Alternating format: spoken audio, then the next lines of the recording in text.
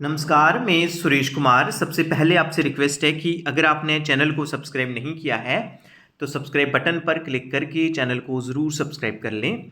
तो आज हम बात करेंगे कि 11 सितंबर को 11 सितंबर को कौन जो आंगनवाड़ी वर्कर्स हैं, वो आंगनवाड़ी सेंटर्स में कौन-कौन सी जो एक्टिविटीज़ हैं, वो परफ़ॉर्म कर सकती हैं। जैसे कि आप जानते हैं कि जो एक्टिविटी कैलेंडर है, वो ministry of women and child development द्वारा इशू हुआ है। तो उसमें जो हम लगातार जो एक्टिविटीज़ की हम डिस्कशन कर रहे हैं। तो नेक्स्ट जो आप एक्टिविटी कर रहे हैं, ये जो सब थीम रहेगा, ये है कॉम्प्लीमेंट्री फीडिंग। उसके बाद जो हम एक्टिविटी हमने कुछ एक एक्टिविटीज़ डिस्कस की हैं, हम नेक्स्ट के बारे में चर्चा करेंगे। तो जहाँ पे है food resource mapping on the floor of anganwadi centre to highlight different food available within the boundary of village।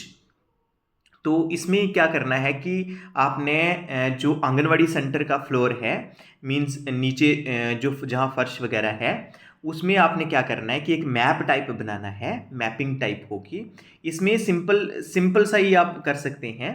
तो इसमें आपने सिंपली वो फूड्स रखने हैं जहाँ आप लिख सकते हैं, जहाँ हाईलाइट कर सकते हैं कि कौन कौन से जो फूड्स हैं वो आपके विलेज में, जिस एरिया में आप रहते हैं, वहाँ अवेलेबल हैं। मतलब जो विलेज की बाउंड्री के अंदर फूड अवेलेबल हैं, आपने वही लिखने हैं। जैसे फॉर एग्जांपल आप जो है एक जगह लिख सकते हैं कि जो जहाँ पे क्या है, जहाँ पे जो है जहाँ मकई होती है, जिसे मेज़ बोलते हैं, जहाँ वीट होती है, और कौन कौन सी दालें कौन कौन सी होती हैं, चना की दाल होती है या नहीं होती है, वो आप लिख सकते हैं। बाकी कौन कौन से आपके जहाँ मटर होता है, जो सब्ज़ी है उसमें में भिंडी होती है, और जो अलग अलग सब्ज़ियाँ हैं, अलग अलग दालें हैं, वो लिख सकते हैं। उससे ये पता चल जाता है कि हमारे विलेज में, हमारे एरिया में कौन कौन से जो ट्रेडिशनली अवेलेबल फूड्स हैं वो हैं, और उनको हम बेटर यूटिलाइज़ कर सकते हैं, और उनको हम यूज़ कर सकते हैं डाइवर्सिफाइड जो फूड आइटम्स हैं उनमें यूज़ कर सकते हैं। तो वो मैपिंग का पर्पस ये है कि आपको पता चल सके, एक आप अवेयर हो सकें कि आपके एरिया में कौन कौन से जो फूड हैं वो अवेलेबल हैं। मैपिंग करके आप वहाँ फ़ोटो क्लिक करके जो है वो आप जो डैशबोर्ड है वहाँ पे ज़रूर चढ़ाइए। आप वो मैपिंग करके सभी को जो आप जो कैंप आपने लगा रखा है उनको आप दिखा भी सकते हैं कि जे फूड्स जो हैं, जहाँ वेजिटेबल्स हैं, जहाँ जो दालें हैं जो अवेलेबल हैं हमारे एरिया में, और इनका हम यूज़ कर सकते हैं। उसके बाद जो नेक्स्ट है कि activity oblique camp on importance of breast feeding, timely initiation, exclusive breastfeeding up to 6 months, and continued breastfeeding up to 24 months and beyond।